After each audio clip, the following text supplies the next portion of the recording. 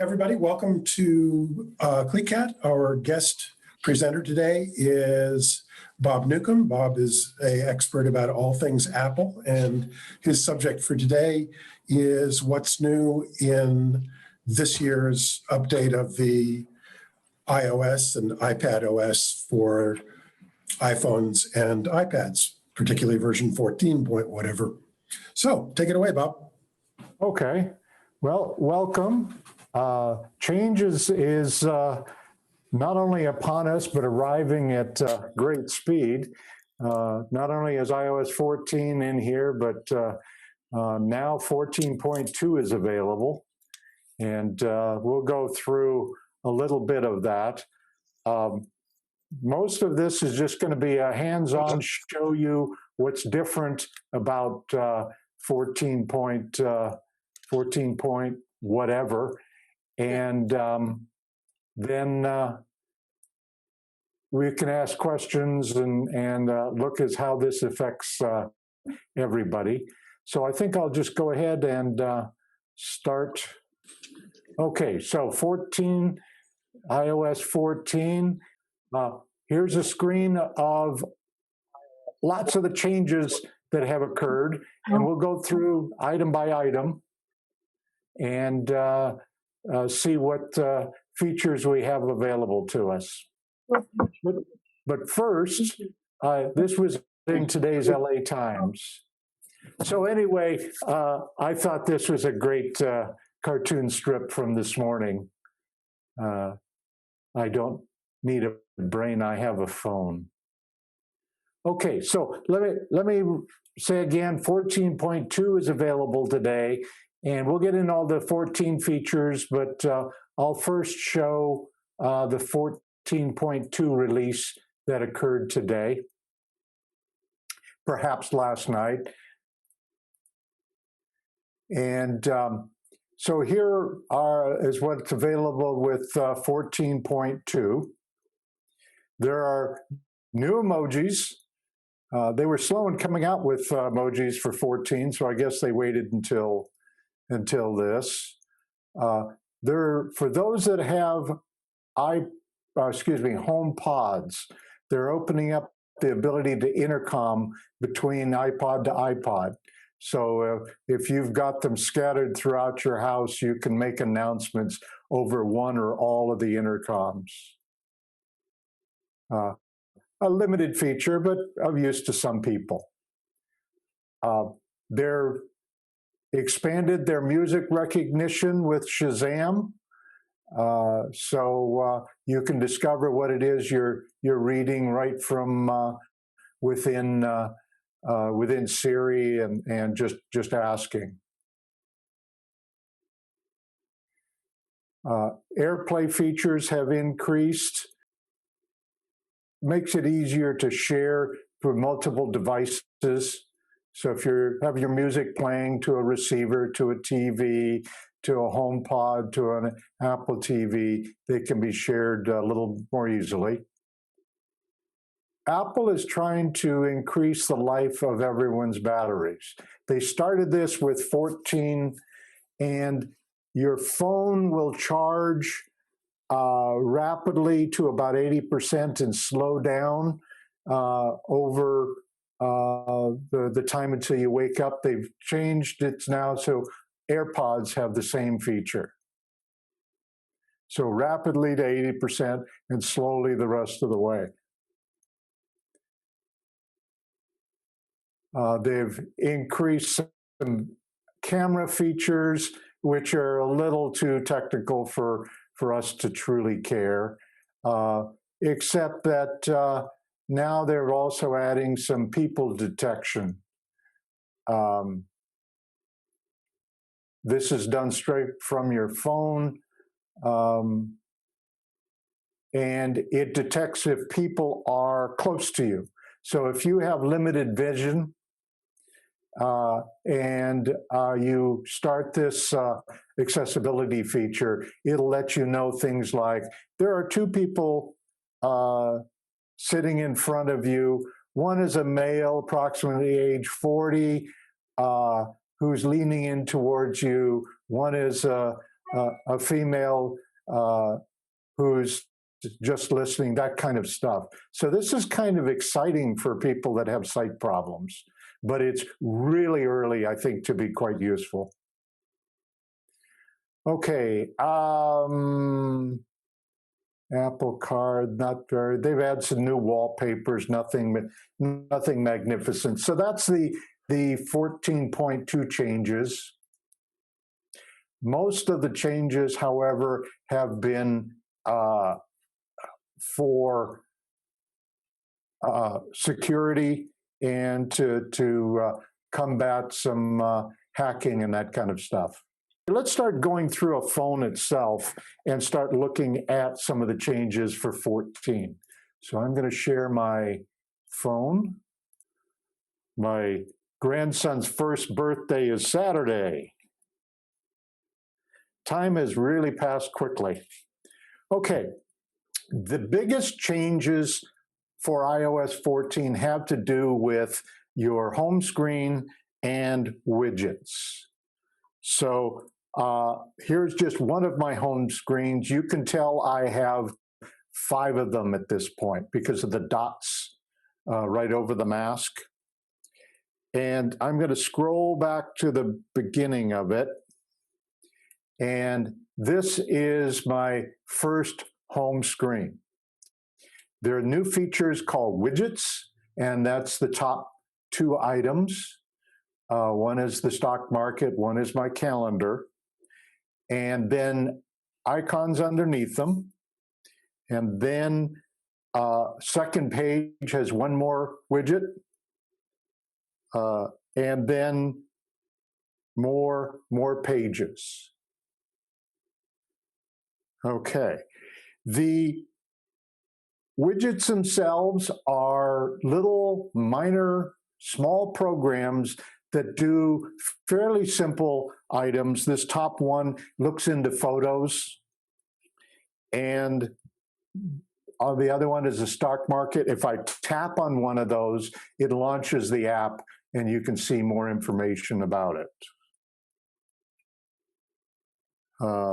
So let's see, the market today, Dow Jones up 222. So there's some optimism on the market the last couple of days. Okay, let's go back to the home screen. So you can set up widgets to go on any home screen, or you can put them in the widget area, or it used to be called Today, and then that has a lot of widgets you can have. This has been there before, and if you go at the bottom, you can see you can tap on Edit, and it allows you to add and delete widgets. Ooh, I tapped on something. The main screen itself can have widgets, and it can have icons. We'll go through first the widgets and how to do one, and then we'll talk about the changes to the rest of the home screen. So for widgets, if we want to add widgets, you get your screen jiggling. And that you do by putting your finger down on the screen until things start shaking. Now, what's new, and I hope you can see the top, where the plus on the top left, if I tap on that, that allows you to add widgets. Widgets come in several different formats, small, medium, and large. And let's go down and just pick a widget or pick something I want to add. Let's tap on the batteries, and there's a widget that will let me look at various batteries, whether it's your camera, your phone, etc., your camera, your phone, your watch, etc. And they come in small, medium, and large. So let's take the medium one, and I'm going to add a widget, and you notice it's added it to this screen. I can change which screen simply by, as long as things are jiggling, I can move them over and put them on a screen that I want. And so I can put it on this screen. I can delete any widget by hitting the minus, as you can for any icon, which is an app. You tap the screen anywhere, and that ends the jiggling, and it sits there for you to use at any time. So that's adding widgets. If you don't like any, you get rid of it. If you want to change the size of it because you made a mistake, you have to delete it, go back and add it with a different size.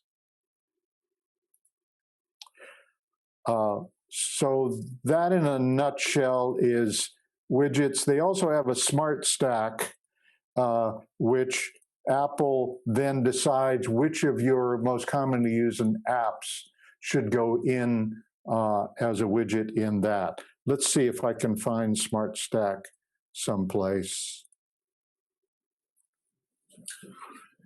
That's kind of cool because it's sensitive to time and place. It'll put different things on top of the Smart Stack depending on what you do, where, and when. Yes, and how long ago it was, or whether you do it often. It makes its decision about what you want to do. And this is small, medium, and large. But I'm not going to add this one. That's just how you do it. Okay, so that is widgets. Now let's talk about a total reorganization of your home screens for iOS 14. And what I'm talking about now is for iPhones only. They have not changed. You can have widgets on an iPad, but not on all the various home screens, and you can't do the other things I'm about to show you on your iPad. Why? I have no clue. It seems to me logical they should do it, they just didn't. So now, here is a home screen. I'm going to start something jiggling by putting my finger on it. And now the first thing we're going to do is decide what we want to adjust for apps themselves. So you see the speaker channel icon that's jiggling. If I tap the minus, it now gives me a choice. It's not going to necessarily delete the app. What it's going to do is move it to a library and eliminate the icon from showing on a home screen. So if you're a fool like myself that have 400 different apps on your phone, you can eliminate all the apps that you don't want cluttering up a home screen, and you can find them at any time by using Spotlight. So it stopped jiggling. Okay, I'm going to move this one to an app library, and you notice it has disappeared from the screen. It's not gone, it's just not in any of the home screens anymore. You can find it at any time, or you can find any app at any time by going through and selecting it or doing a search for it. So if I want to find Shazam, I don't have to know where it is. I just do a search for it and then open it up, and that is the app playing. That is how I normally find everything. So I don't actually need all these apps on my home screen because I find them through Spotlight. So I can eliminate the app from being on a home screen, or I can put it in a folder. And here are all the folders. I used to have 10 screens, 10 home pages, and I eliminated some. I moved the apps to the app library, and then put the rest of these I don't commonly use in folders.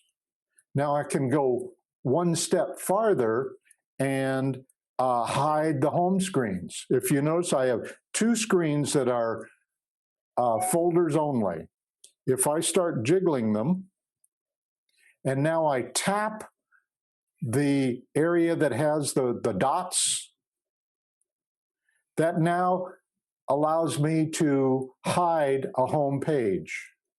And so I'll take the 2 pages of folders, uncheck them, and say done. And now you notice I no longer have those. Right now there's a blank one. That's interesting.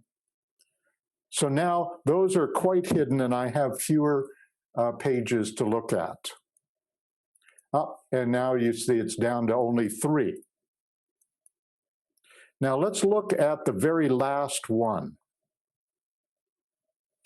That is called the app library. These are apps that, for the most part, are hidden, although some of them are not, and they're categorized so that you can find things more easily.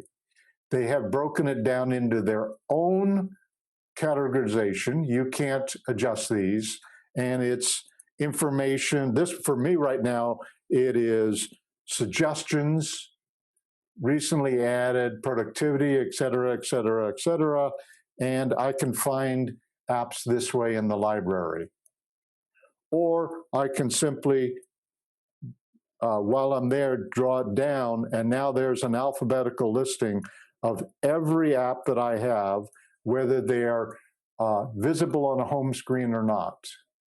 So this is a significant reorganization of your home screen. For some people, this is perfect. For me, this is much better than the way it was, because I normally use the searchlight anyway. So I would draw things down and find Zoom and then open up Zoom. Bob, how did you get the alphabetical list? Go to the app library at the right screen, put your finger in the middle and, whoops, put your finger in the middle and draw down.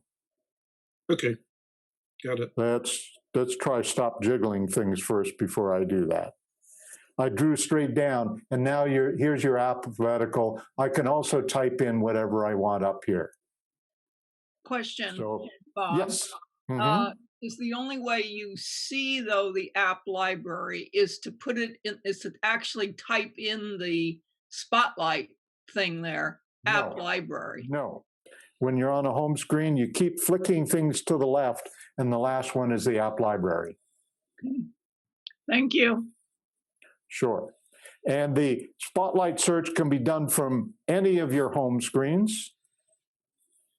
The app search, which is very much like Spotlight, is only done from the library, the app library page.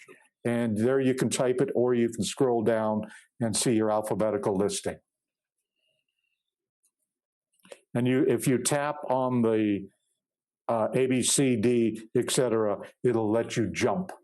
So if I wanted to see anything in the S's, I tap on the S and up they come.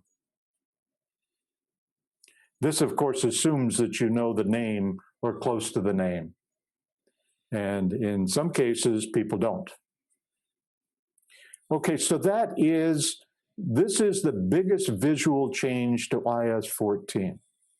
It is something you can use, or you can continue to do it the old way. So either way you want, you can do it that way. I love the new change.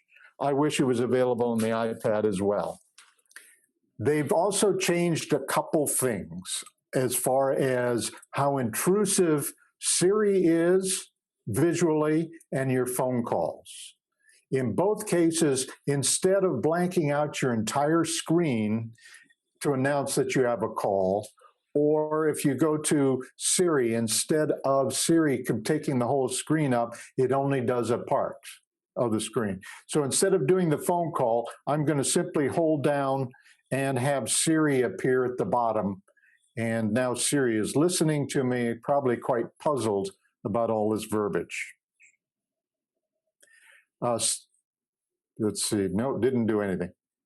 Siri, what time is it? It's 12:24 p.m. Okay, so it's no longer as intrusive below. Not a major change, but a welcome change, because sometimes you, especially when you get a phone call, you don't necessarily want the whole screen to go away, especially if it's a call you don't want to take. You can look at what's displayed and refuse the call. I had a suggested spam call just about a minute before I came into this meeting. So it happens that it won't completely cover the screen. They have also added picture-in-picture and made this available for FaceTime, for anytime you're looking at a video, and made it available for app developers to use it if they want. Unfortunately, the biggest app that you would want this to be used on is YouTube, and YouTube has not done it yet. So there's no picture-in-picture usefulness on YouTube. They want to capture your whole screen, it would appear. But let's go into, let's search for podcast. That's not one that is, let's go to the library. I want one that is a video one.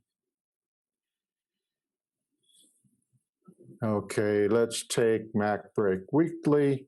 Mac Break Weekly, Andy Anonco's here, Renee Ritchie's here, And Will is here. if I make that bigger, all got the invites. I can big event next make week. it a We'll small talk about what to screen expect, and how play to other support things at the results same are out, time. And it looks pretty good. And it's not working well on the iPhone. It works very well on the iPad, where you want to have the real estate for it.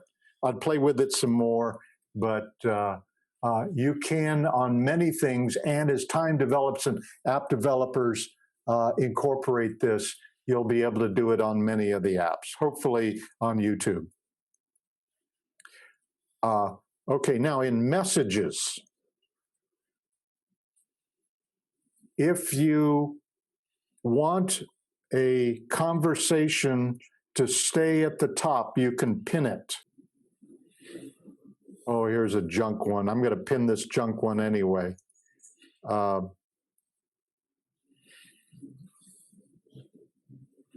It's not doing it. Edit, edit, edit pins. And I'm going to take this junk one and add it. So now that is pinned to the top. So if you have a message thread that you want to always be at the top, you can pin them. And of course, this one is not very interesting to me, so I'm going to say no to it. Do many people get these messages asking you to extend the warranty on your car? Yeah. I get them practically weekly. And all the time. the warranty in my car expired long ago. So I don't know what they're doing. Suspect a scam. Yeah, probably. So that's pinning. Now, you can also, if you've got a group message, and the one that says Julia and Tricia and info, and change a name and photo. So now I can put in any photo that I want. And I don't know, I'll just pick the rocket ship and done. And so that group has a photo. You can add your own photos. You can add their people. If you've got a group picture of your family and this is your family message, you can do that. I'm going to do cancel right now, but you can add photos for groups. You've always been able to do it on a person, but not on a group. One feature they've added is if you're in here typing a person's name, where they're mentioned, they can be notified that they got mentioned in a group. So if you've got big grouping of, let's say, 8 people you're sending messages to, and you mention one person's name, that person will then get a notification that they are mentioned in the group messages.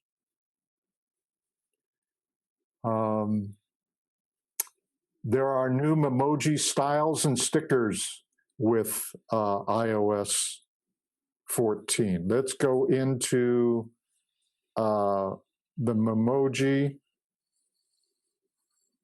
stickers, and you can pick one, and you'll notice that there's masks now. When you create a Memoji now, with iOS 14, you can put a mask on it. So that's how I have a mask on mine.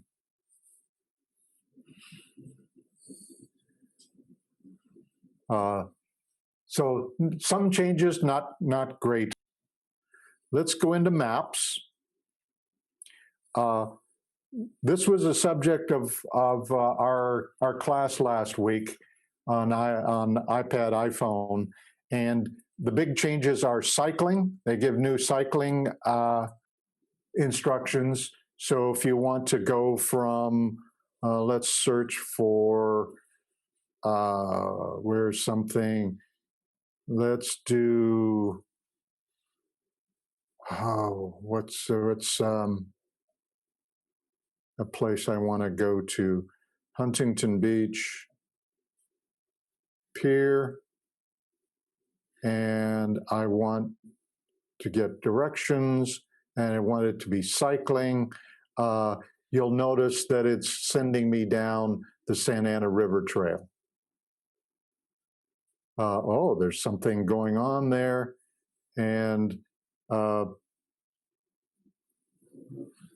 looks like they've got it closed for a little bit, pedestrians only.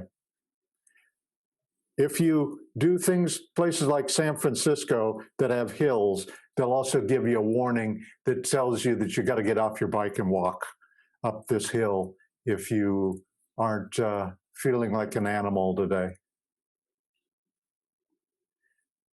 Okay, that's cycling. If you ask directions and you indicate to it you have an electric car, it will give you the routing that has charging stations. I'm sure it's not as good as what you have through Tesla, Rick, but if you have cars that don't have that, those features, this will give you that. Yeah, there's one shortcoming of the Tesla routing stuff, that it doesn't support waypoints. So those of us with Teslas tend to do plan the trip 2 ways. Use one of the other tools to figure out a path through waypoints, and then go to Tesla's tool to get the charging places. Okay. One of the nicest things that they've just added to iOS 14 is translation. Okay, so this is translate. You can select the languages you want. Let's say Spanish. Well, let's go change that to English to Spanish. And now I can type in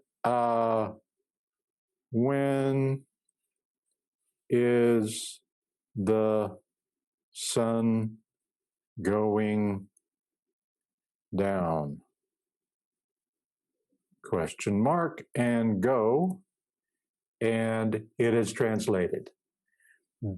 You have a choice of doing this on your phone or through Apple's servers. If you choose the Apple servers, then it is more accurate. But if you choose on yours, you do not have to have an internet connection. It'll ask you to download the language. And so you can be traveling and not worried about international roaming if you've got the language with you. There's another way to do it, and that is to use voice. When is sunrise tomorrow morning? ¿Cuándo sale el sol mañana por la mañana? Okay. And if you turn it sideways, it allows you to have it big, and you can make this large to show people. How did you get to the language? I'm sorry. It's an app called Translate. Okay. And it And looks Bob- like this, because there could be Google Translate, there could be other ones as well. The icon looks like this. Yes? Okay, so it's got an icon. It's a separate app because I was looking at. Yes. I have Google Translate on my phone. Yes. This should be there after 14. You might have to download it, but I think it comes automatically. Okay, thank you. So if you used Google, you would get charged if you were traveling, but not It's if a- you used. I don't know what the rules are for Google Translate, whether it needs the internet or not. I think it does. That's my impression. But this one, you can download the language. So if we go into Translate and go Translate, where is it that I can ask it to download? Available offline languages. There it is, and you can download the languages that you want. I'm pretty sure Google Translate has offline languages as well because when I've traveled it? before, I've I used have- it without having my using up any of my data in a foreign country. I have no proof one way or the other. Now, you can turn on automatic detection. So let's go into Translate, done, and que hora es ya? What time is it there? So it's decided which way it is. You can use this when you're talking to a person where they're speaking Spanish, you're speaking English, or vice versa. So it's kind of nice, brand new, probably going to get better. But that's Translate. You can now send audio message. Let's go to Siri. As I talked before, Siri has that compact design, they call it, so it doesn't cover the whole screen. They've said there are improvements, 20 times more facts. That hasn't been proven. And you can now send audio messages. So I can say, send an audio message to Joanne Serja. Okay, recording. What are we going to have for lunch? Great. Send it to Joanne. And I can now send it, and that audio recording now has been sent on a message to Joanne. Okay, that's all the real changes for that on Siri. The Home app, which allows you to have the Internet of Things. For those that don't have any of that, it doesn't matter too much. For those that you do have that, there are improvements in the accessories that can get your attention. There are, for example, thermostats and garage doors get more prominence than before. If you're using a camera, you can tell it what part of the field of view you want it to pay attention to. So if it's a doorbell camera that you don't care about straight up, just in case a bird flies into your underneath your eaves. And if you have people in your photos that you've tagged, it can do face recognition and can notify you based on the person. So you can say, if Joanne comes to the front door, let me know. And it will do so. How well? We don't know. Okay, I'm going to switch over to an iPad right now because I want to use Safari. Okay, and let's run Safari.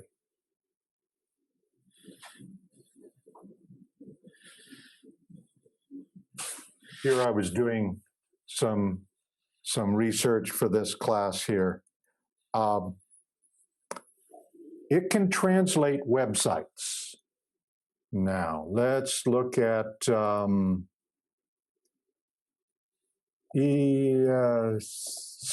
CNN Espanol.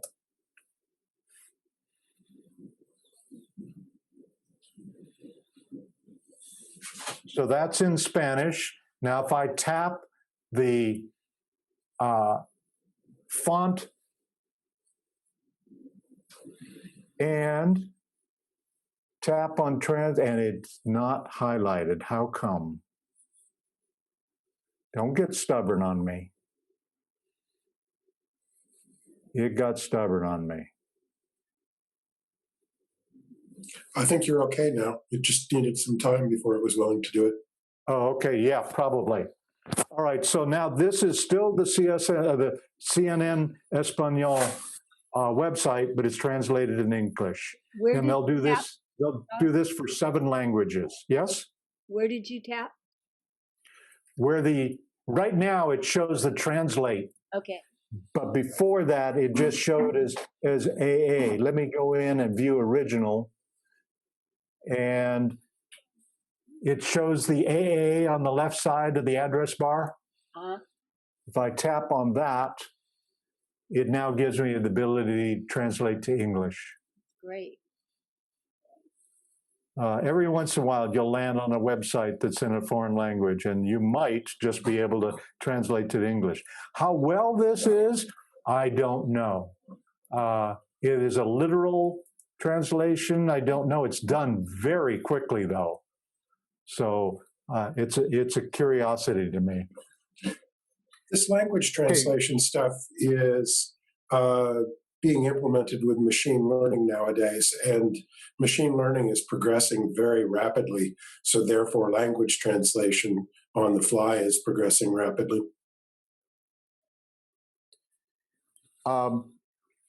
Performance is supposed to be much faster with iOS 14 than it was before.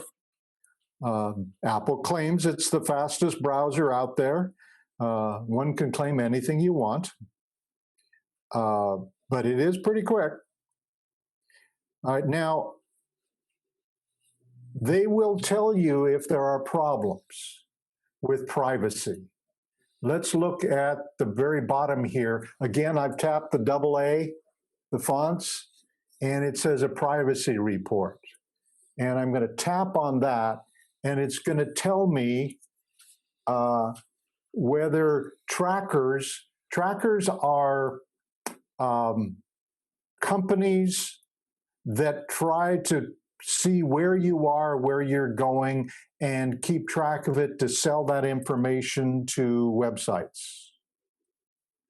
And so let's look at the trackers portion of in the middle there. And these are all the trackers. Whoops. These are all the trackers. How come that went away?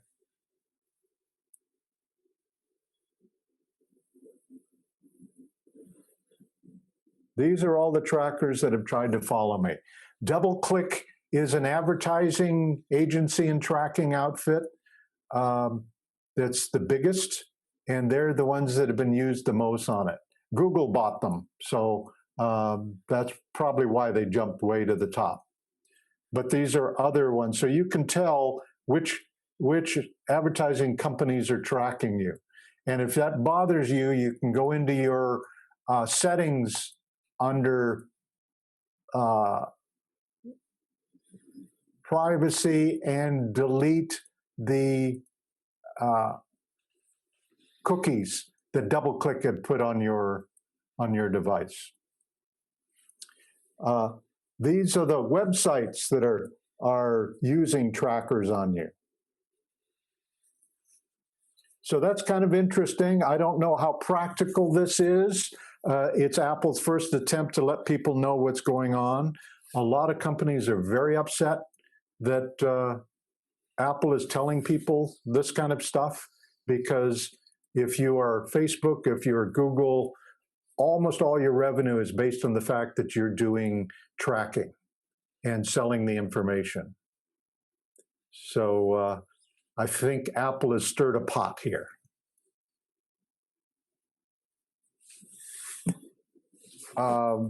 There are some CarPlay changes for those of you who have CarPlay in your new cars, which we won't go into. If you have AirPods, they'll now have surround sound available or simulated surround sounds. They will also tell you when your AirPod battery is getting low. They've improved the switching so that if you're listening to a video or watching a video on your iPad and your iPhone gets a call, it'll switch over to use your AirPods for the phone call and then back when you're done. One of the areas that's kind of nice is we're a senior population. We have hearing issues. Let me switch. I, in particularly have problems with my high end. So I don't hear that very well. So let's go into settings and accessibility and hearing devices. And I can change, let's go back to look at audio visual first. Headphone accommodations, turn that on, and now I can boost up certain tones. So if I want more brightness, I can change that to brightness. I have to actually tap on the right device and then say how much. Or I can do a custom, okay, I don't have, it won't work because I'm not wearing my AirPods now, but I can boost up and tell it, and it'll run a comparison. If I want more of the high end, it'll boost it up and then ask me which is better, this one or this one. And you keep going through that until it decides on how much to boost things up. So I have hearing aids and I use AirPods. But if I use AirPods, the hearing aid boosts the high end and which I need, but the AirPod won't. So now I can switch it. So that here I can boost my AirPods high end and keep the low end where it is. So that's a nice change. It does, when I'm wearing the AirPods, I can hear a difference on singing and voices in particular. So that's a very nice step. If you go look, let's go into privacy a little bit more. Let's go into the App Store. And we'll pick a, let's do Zoom.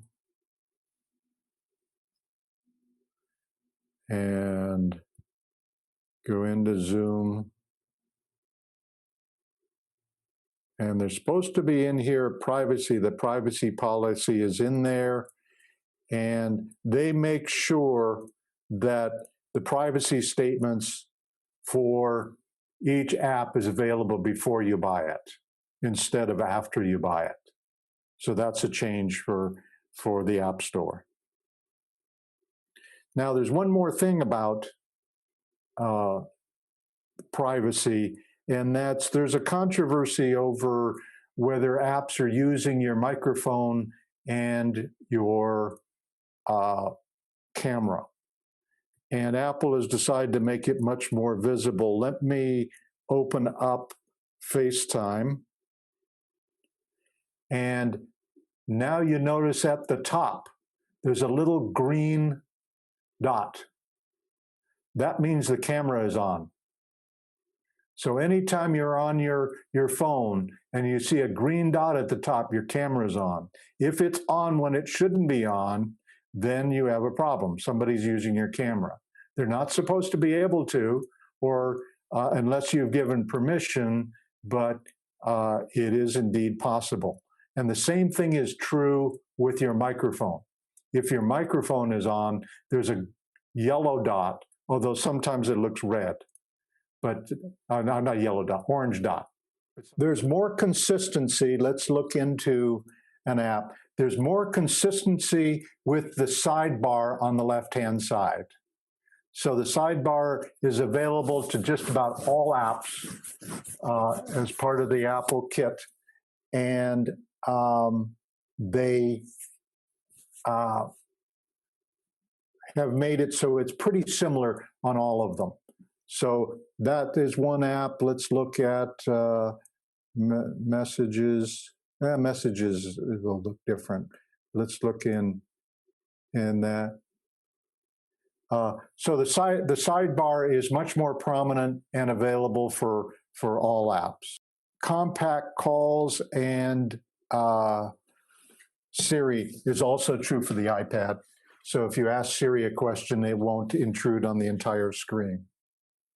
Now, one of the things that I really like about the new iPad OS is something called Scribble. At any time that you're open for a input, you can hand type it. Let's say I want to find a Zoom document in this. I'm using my pencil and I'm going to write Zoom. And it takes it. So now, anytime you need to question something, you can use a pencil, the Apple Pencil. That's pretty cool. Let's go into a specific app. We'll go into Notes, create a new note, and now I'm going to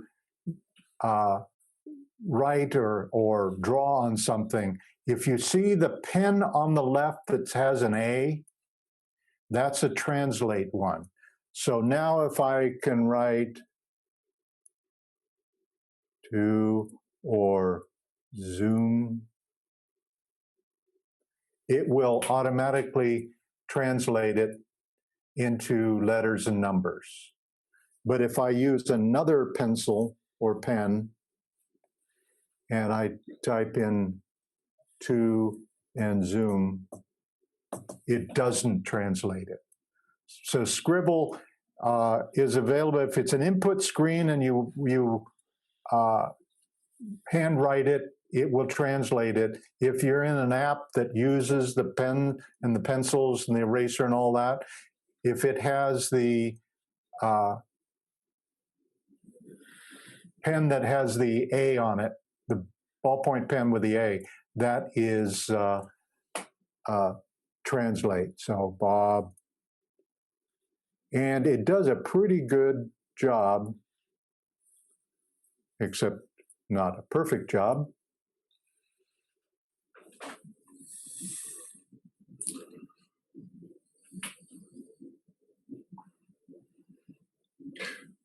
Okay.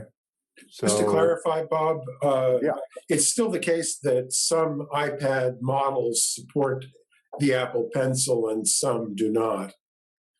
Most of the new ones do. Correct. But yes, if you can't use an Apple Pencil, you can't use Scribble. It's not any finger or any stylus that will allow you to do this. But for those that do have an Apple Pencil, it's really nice, really nice. By the way, you can, using this in Scribble, if you circle something,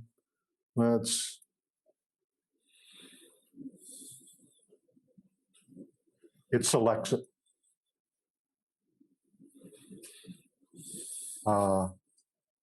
And now I can go in and cut that out.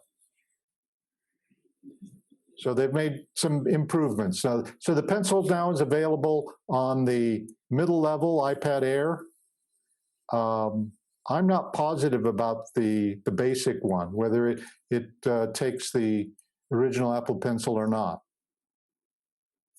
Yeah, I'd that's have to- another element of confusion, that some of the models are compatible with the second generation pencil and others the first generation pencil. Yep.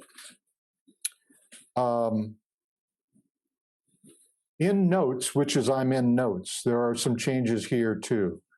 For example, it does shape recognition. So if I want to draw a square and I make a pretty crummy looking square, but if I hold the pencil on the square, it bounces it to a correct shape. So if I do a circle and I let go, I do a circle and don't let go, it makes a circle. So you can improve your drawing. I presume this is going to be available for all kinds of other apps like Notify, etc. I'm not sure if it does right now. Notability, let's go in there. This is an experiment.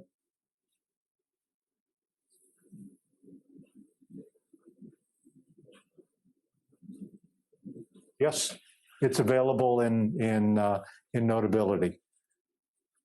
So I know that Apple is making it available for other apps. It's dependent if they've rewritten it or not to include the feature.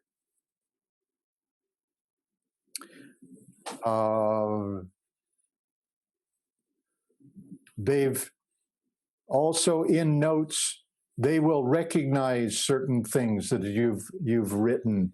For example, you've wrote an address and it can detect that is our address and allow you to then paste it into contacts or phone number or dates or an email address, that kind of stuff.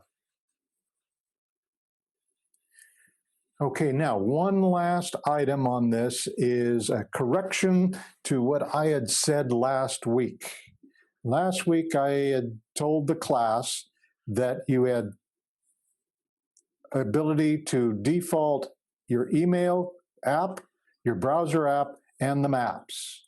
I was incorrect. Maps you cannot change. But for email and for your browser, you can. So let's do a new share. Go back to the phone. And let's go to settings.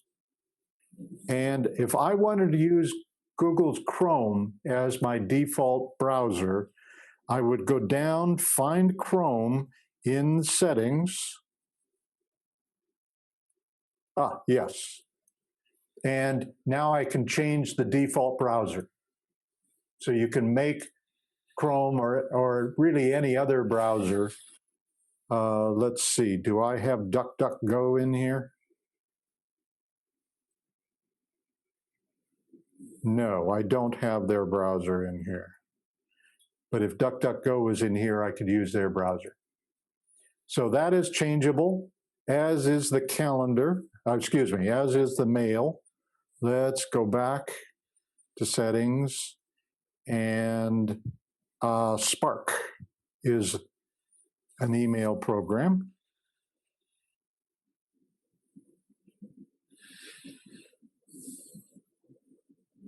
See, I told you I have too many of these things. There's Spark, and I can make that the default app.